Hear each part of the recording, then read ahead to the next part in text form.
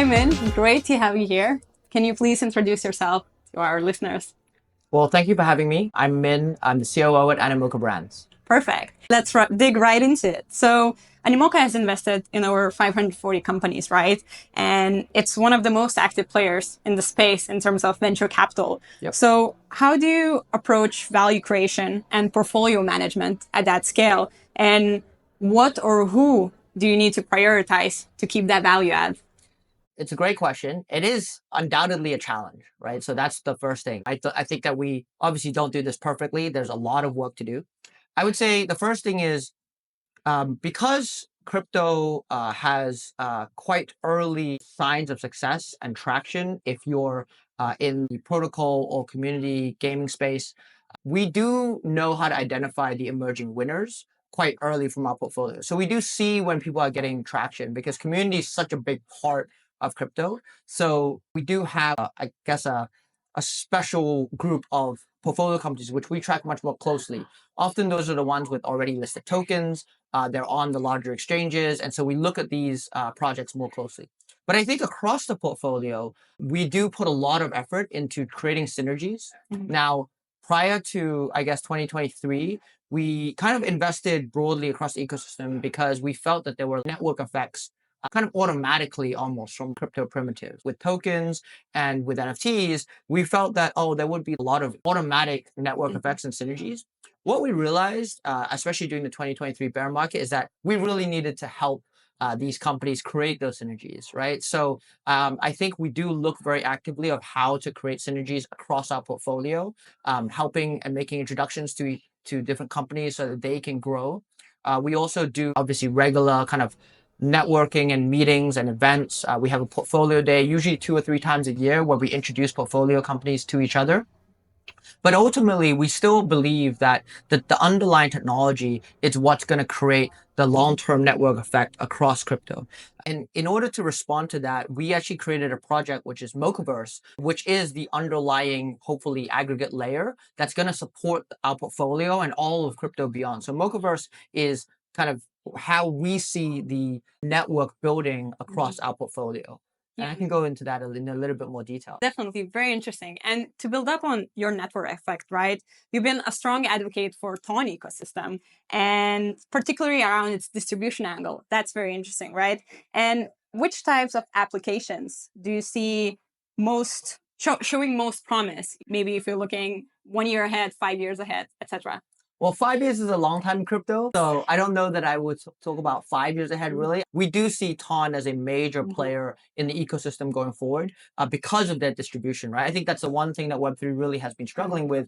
And I think the reasons for that are very apparent to us, but maybe not very obvious. Probably the number one reason why crypto has struggled to get mainstream adoption, be it in consumer apps or in gaming, is because of the control of the Web2 platforms, right? So with Apple and Google, you can't freely use crypto NFTs as payment rails or whatever. And in gaming, like Steam and the other platforms, they don't also really allow this. So with Ton Telegram already has almost 1 billion people in terms of distribution. So it's definitely going to be a big part of crypto mainstream adoption over time. In terms of like what has happened with Ton, there was obviously like a kind of a gaming phase where there was a lot of these Ton gaming products or Telegram gaming products that came out to try to take advantage of the Telegram distribution. We've seen that, and a lot of them have been quite successful, obviously with Hamster Combat and Catizen.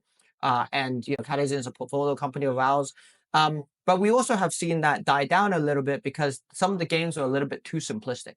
I do think that in the coming year, we'll see much more complex games, much more games with a lot more stickiness that will come out of the Telegram ecosystem. And a lot of that has to do with like the technology and the Telegram side itself, right? So there were restrictions or there were limitations on the Telegram side that are opening up slowly that allow for better and more complex and more sticky user experiences. And I think the other thing that we would say about Ton, I think is kind of well known by now, is that Ton is a difficult blockchain to build on, right? And so this is quite common knowledge at this point, but they are doing a lot of work internally. We know that the Ton Foundation and the Telegram teams around it, they're doing a lot of work internally to try to make the whole blockchain a lot more developer friendly. So we do anticipate that in the coming years, we'll see a lot more sophisticated apps coming out of Telegram. And obviously the vision for Telegram has always been to create like the WeChat super app type experience, but on a decentralized, or not on a more open platform, so to speak. Yeah, definitely. And it's interesting how gaming has kind of been reliving, within Ton, because of course we've seen quite a few years that it was struggling. And I think Animoca is one of the few VCs that are still excited about gaming and all those avenues. So I'm very curious, to hear response to various critiques to the gaming industry, about the, expense toll of making these games, about the kind of blueprint aspect of building the same type of games, kind of following copycat style, from Web 2, trying to bring that to Web 3. So what is your response? How do you handle its evaluation within Animoca, within the gaming industry? Yeah, so we've made a lot of investments in games. I would say there's a few things going on, right? So number one, it was gaming really got most of its investment in Web3 in 2022, like 2021, 2022, right? The reality is, I think it's probably not common knowledge in the gaming industry, like building a high quality gaming product takes multiple years, usually 3 to 4 at the minimum, right? So it's really now that we only see the first batch of like quality games coming out. A great example is Off the Grid Gunzilla, which is a Animoca portfolio company. They've got a very, very high quality game built on Avalanche. It's doing great numbers, actually. It's really a Web 2 game, but with Web 3 rails. This is like, yeah, I think we're very excited about how they're doing. The 2021, 2022 phase, there was a lot of investment. And then there were some lower quality games that came out like 23. I think those games weren't really competitive in the wider gaming market.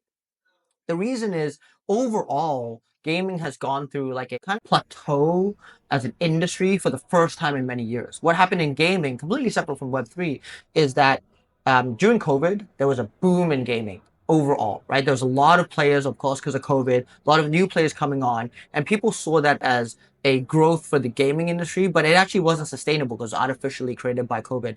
And because of that, there was a lot of investments in games. And so because in 2021, there was a lot of investment in video games, there was a lot of titles coming to market in 23 and 24, which are in the Web 2 space. So overall, the gaming category became extremely crowded. And you could see this as a layperson if you just kind of Google gaming at the time, you'd see that like a lot of the Web 2 gaming companies were making massive layoffs because they had actually overinvested in 2021, right? So the Web 3 games that came to market in 23 and 24, they really struggled with competition. So not only was there a lot of new games coming to market at that time, you could look at a game by Sony called Concord, which they spent $200 million on. I mean, there's no Web 3 gaming company that had $200 million to spend, and they got several hundred users. I've been pretty challenging market. So um, you had this kind of storm of challenges for Web 3 gaming. You had extremely high budget quality Web 2 games coming out in 23, 24.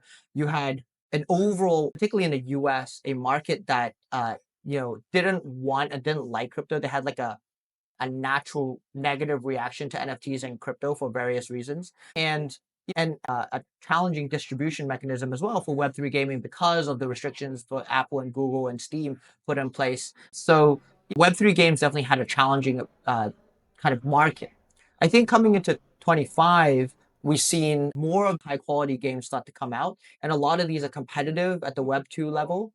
But I do think that, so I do think a few things. One, I do think that Telegram will remain a very important distribution channel for Web 3 gaming long term because of the way that they've set up their ecosystem, very open. They've got obviously Ton, they've got Stars, which is their payment mechanism. So there's an open ecosystem there that allows people to build great mobile experiences going forward.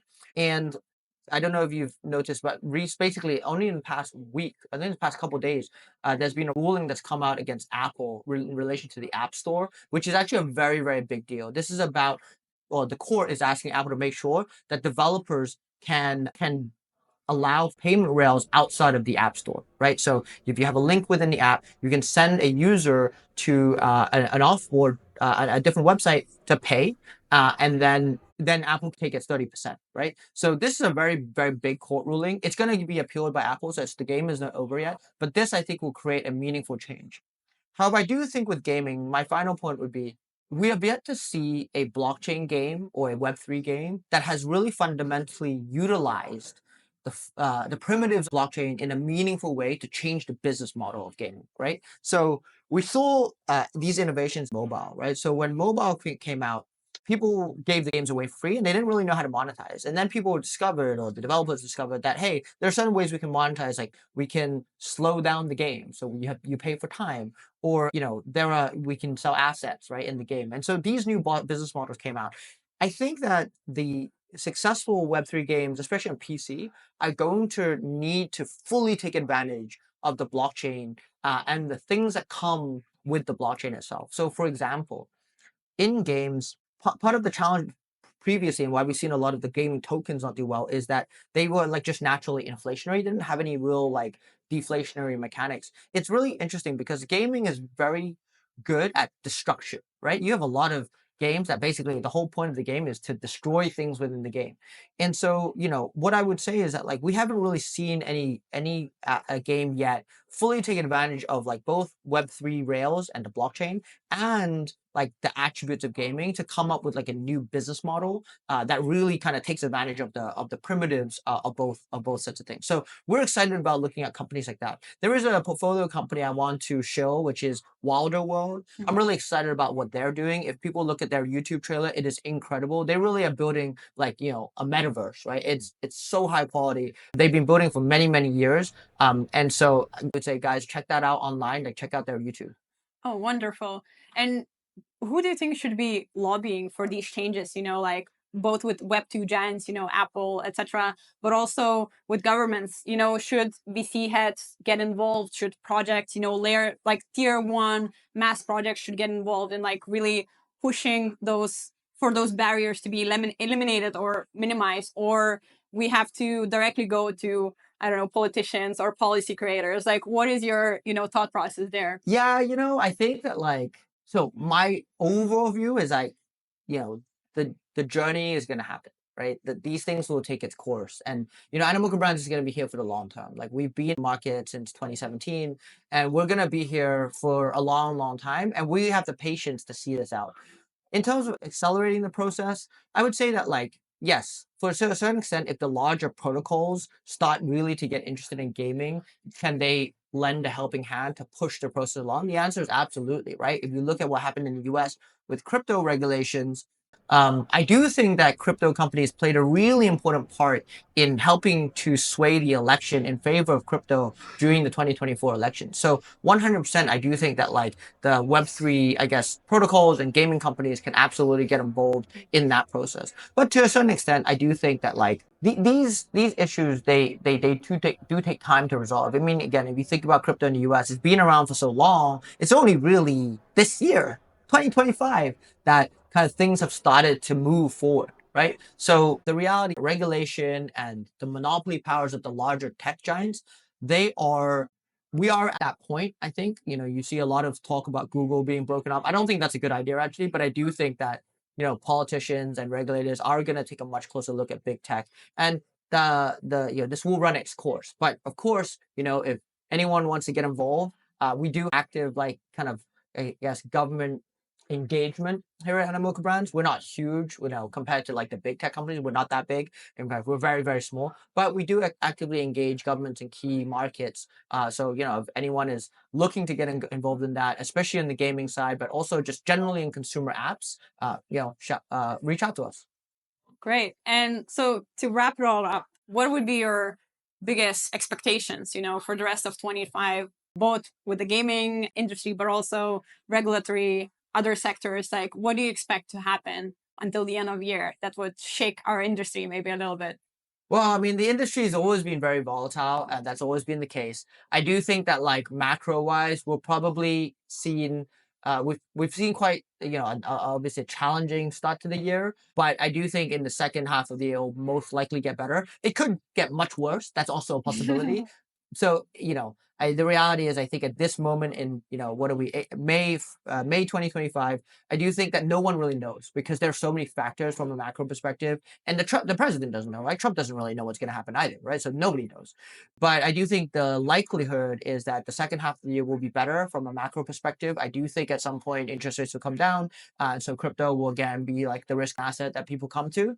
I think longer term though, at Animoca Brands, we really do believe in kind of the bringing digital property rights back to the people, back to the user, is really fundamentally what kind of this whole blockchain thing is about. And I do think that like that's still going to take time, but we're going to do with Mochaverse, that's about decentralized identity and bringing that decentralized identity back to users. I think that kind of thing is going to play out in the next kind of year or so, because people are really going to realize like, hey, you need to control your own data. That's actually what matters. And so, we're very bullish on the industry long term. I think this year right now is challenging, but I think second half of the year will be better. Wonderful. Thank you for sharing your insights. It was great having you here. And I think we're going to be expecting a lot of things, new things, from Animoca Brands, from the crypto industry.